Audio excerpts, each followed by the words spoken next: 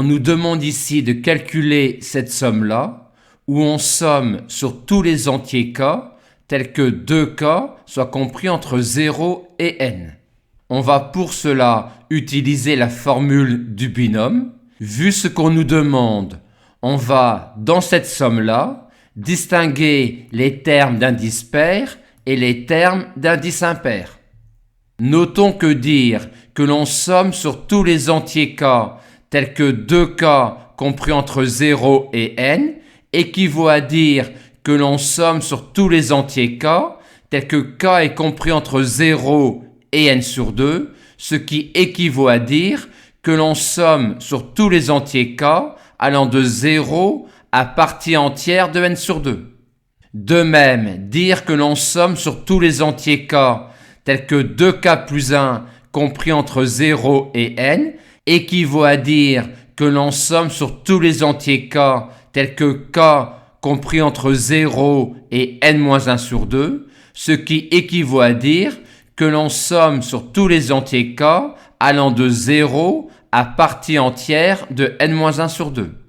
Maintenant, quelle valeur de a, b va-t-on prendre? Vu ce que l'on a ici, on a envie de prendre b égale 1.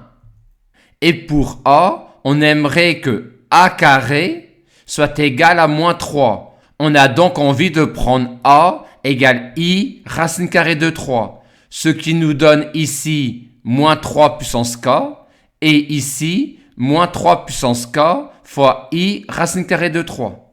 On a donc ici deux sommes, et on souhaite calculer la valeur de cette somme-là. Comment peut-on alors, dans cette somme-là, distinguer la partie verte et la partie rouge? La partie verte ne contient que des termes réels, tandis que la partie rouge ne contient que des termes imaginaires purs. Par conséquent, la partie verte n'est rien d'autre que la partie réelle de ce nombre complexe-là. Reste à déterminer la partie réelle de ce nombre complexe-là. Comme on élève à la puissance n un nombre complexe, on va commencer par écrire ce nombre complexe-là sous forme exponentielle, ce qui nous permet facilement de l'élever à la puissance n et d'en déduire immédiatement sa partie réelle.